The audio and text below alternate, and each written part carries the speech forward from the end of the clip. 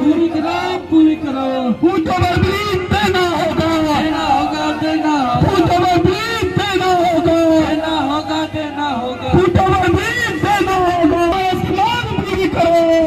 कहा करता हूँ साथियों, ये जो पुल है हमारे पूर्वजों के आंदोलन की देन है, मगर पुल के साथ साथ एक फुट ओवरब्रिज जो पैदल चलने के लिए था उसे योजना से कहीं न कहीं दरकिनार कर दिया गया है।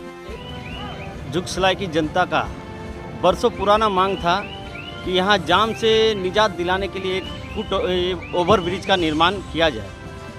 खुशी की बात है, इस ओवरब्रिज का निर्माण भी हुआ और मुझे लगता है इसका श्रेय ऐसे लोग ले रहे हैं जो इस आंदोलन में कभी शरीक भी नहीं हुए थे, इनको कोई पहचानता भी नहीं था।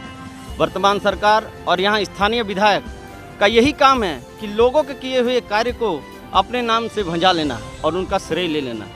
मैं धन्यवाद देता हूँ, आप श्रेय लीजिए, कोई दिक्कत नहीं, लेकिन आपको जनता ने जिस लिए चुना है, जनता जनार्दन ने जिस उद्देश्य से आपको चुना है, वो कार्य अपने दम पे कीजिए और उसके बाद श्रेय लीजिए। हम आपको गुलदस्ता देके बधाई देंगे। आज देखिए आनन फानन में इस ओवरब्रिज का उद्घाटन करने में मुख्यमंत्री जी इतना हड़बड़ा गए कि ना यहाँ लाइट की व्यवस्था है, ना यहाँ सुरक्षा की व्यवस्था, ना कोई गोल चक्कर का व्यवस्था है। और पैदल चलने वाले को, बुजुर्ग महिला हो, बुजुर्ग व्यक्ति हो या स्टूडेंट बच्चे आते जाते हो, उसके लिए ना कोई सोच समझ के कार्य किया, ना यहाँ कुछ फुट ओवरब्रिज का निर्माण किया। और रेलवे को भी और सरकार को भी ऐसी क्या हड़बड़ी थी जो उधर ब्रिज का उद्घाटन किया और इधर पूरा फाटक जाम कर दिए।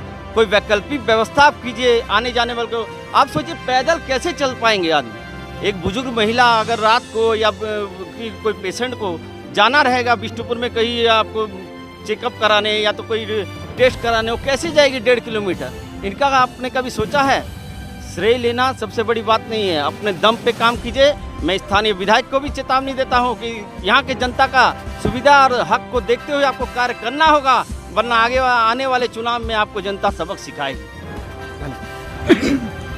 जुगसलाई वासियों की बरसों पुरानी मांग है। मैं समझता हूँ जब हम लोग होश नहीं हुआ था उस समय से यहाँ के लोग पुल की डिमांड कर रहे थे और बहुत सरकार गई, केंद्र में और राज्य में बहुत सरकार आई, बहुत सरकार गई। अंततः सबों के प्रयास से ये पुल का निर्माण हुआ, लेकिन यह पुल का निर्माण अधूरा हुआ।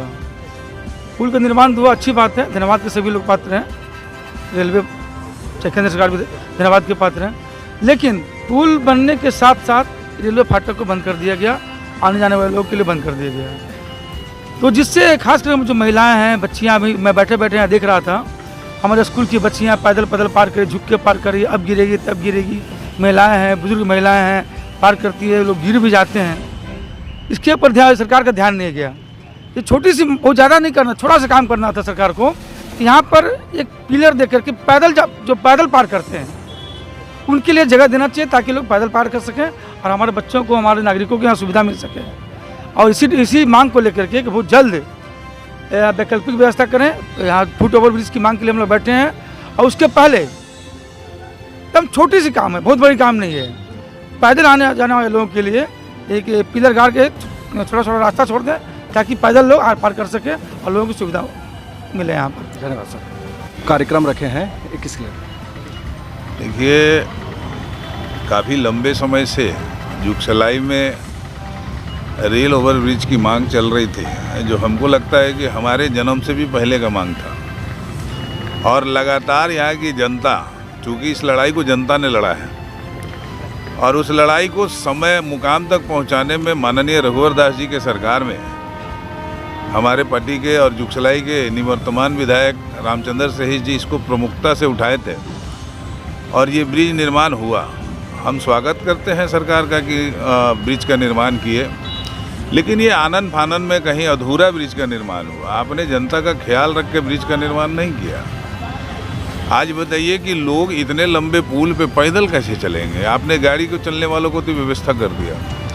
और अगर मान लीजिए कि पुल अगर बन गया था, आप उद्घाटन कर रहे थे, तो यहाँ रेलवे से बात करके इस फाटक को अभी कम से कम बंद नहीं करना था। और अगर फाटक को बंद भी करना था तो पैदल चलने वाले लोगों के लिए वैकल्पिक व्यवस्था होनी चाहिए थी। लेकिन नहीं हुआ। आज पुल के ऊपर में देखिए अधूरा हमने इसलिए कहा कि पुल के ऊपर विद्युत की व्यवस्था नहीं है, लाइन की व्यवस्था नहीं है, लाइट नहीं है और पैदल भी जाना है। तो आप बताइए कि अगर कोई माता बहनें यहाँ से 7 बजे रात को पुलिया पार करेगी और उसके साथ कोई अप्रिय घटना हो जाती है, क्योंकि झारखंड में महिलाएं असुरक्षित है, ये तो सर्वविदित है, तो इसके जिम्मेवार कौन होंगे? सरकार होंगे या यहाँ के जिला प्रशासन होगी? कोई नहीं जिम्मेवारी लेंगे उस। तो हमारा डिमांड है, आज हम लोग 2 ज्ञापन सौंपेंगे। एक ARM साहब के माध्यम से DRM को देंगे, जिसमें मांग कर रहे हैं कि जल्द से जल्द पुलिया का निर्माण हो। आज जो स्थिति है, साल भर लगेगा पुलिया बनने में, मैं जानता हूँ। तो अगर 1 साल में पुलिया बनेगा तो 1 साल के लिए एक वैकल्पिक व्यवस्था करके पतला रास्ता रेलवे यहाँ निर्माण कर दें, ताकि लोग पैदल आ जा सकें। ये हमारा डिमांड है। दूसरा, हम लोगों ने उपायुक्त महोदया को एक ज्ञापन दिया है कि जल्द से जल्द इस पुलिया पे लाइन की व्यवस्था हो, लाइट की व्यवस्था हो, ताकि लोग रोशनी में जाए आए, डरे नहीं। और दूसरा कि देखिएगा कि गोल चक्कर भी नहीं बना है, ये भी अधूरा है। लोग गलत दिशा से घुस जाते हैं पुलिया में जाने के लिए, इससे कोई बड़ा दुर्घटना से इनकार नहीं किया जा सकता है। तो हम लोग उपायुक्त महोदया के माध्यम से लाइन की व्यवस्था और गोल चक्कर का निर्माण जल्द से जल्द हो, ये हम लोगों ने मांग। सर, जैसे आप बोला कि ये पुल जो भी बना अधूरा बना, क्या ये सरकार का जल्दबाजी में उठाया गया कदम है? निश्चित रूप से आप तो देख रहे हैं, जुगसलाई की जनता देख रही है, पूरा जमशेदपुर देख रहा है कि पुल का निर्माण का श्रेय लेने के लिए कितना सरकार का जल्दबाजी में उठाया गया कदम है? निश्चित रूप से आप तो देख रहे हैं, जुगसलाई की जनता देख रही है, पूरा जमशेदपुर देख रहा है कि पुल का निर्माण का श्रेय लेने के लिए कितना कार्यक्रम सरकार ने किया है। यहाँ के विधायक मंत्री रोज हमने दिया। आप देखिए, स्थानीय विधायक को एक पेपर में ऐड दिए हैं कि ये पुल हमने बनवा दिया। उन्होंने कहा कि पार्क हमने बनवा दिया। विधायक जी, आप जब राजनीति का रह नहीं जानते थे, तब से यहाँ की जनता उस पुल की लड़ाई लड़ रही थी। और यहाँ मुख्यमंत्री के रूप में रघुवर दास जी और विधायक निवर्तमान रामचंद्र सही जी के प्रयास से, और खासकर सांसद विद्युत मरण महतो के प्रयास से, चूँकि रेल भी इसमें था, तो ये दोनों विधायक और सांसद के देन है कि ये पुलिया बना है। लेकिन आप श्रेय लीजिए, लेकिन आनंद फानंद में क्यों? आपने देखा ही नहीं कि नागरिक सुविधा पूर्ण बहाल हुई ही नहीं है और आप पुल का निर्माण कर दिया।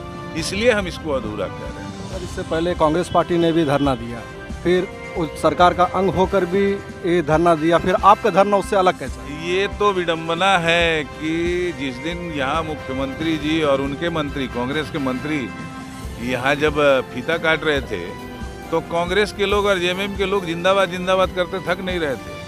और ये विडंबना है कि 2 दिन के बाद उनके पार्टी का ही जिला अध्यक्ष और पूरा पार्टी यहाँ धरना पे बैठ गई। आखिर ऐसा क्यों भाई? क्या आपने पहले नहीं सोचा था कि यहाँ पुलिया होना चाहिए? क्या आपको पहले नहीं लगा था कि यहाँ के लोग पैदल भी चलते हैं? तो ये नाटक है, पूर्ण रूप से नाटक है। ये आनंद फानंद में किया हुआ कार्य है। और ये देखिए, हताश भी है इन लोगों को। 2024 में जनता इनको जवाब देगी, इसीलिए हताश होकर के इस तरह से काम कर रहे हैं। इसके बाद आपका अगला कदम क्या होगा? अगला कदम, हम लोग आज 1 दिवसीय धरना दे रहे हैं और हम लोग मांग कर रहे हैं। हमारी मांग पे अगर गंभीरतापूर्वक रेल प्रशासन, जिला प्रशासन नहीं सोचेगी, तो 1 महीना के बाद हम लोग इस आक्रामक रूप से आंदोलन करने के बाध्य हो जाएंगे।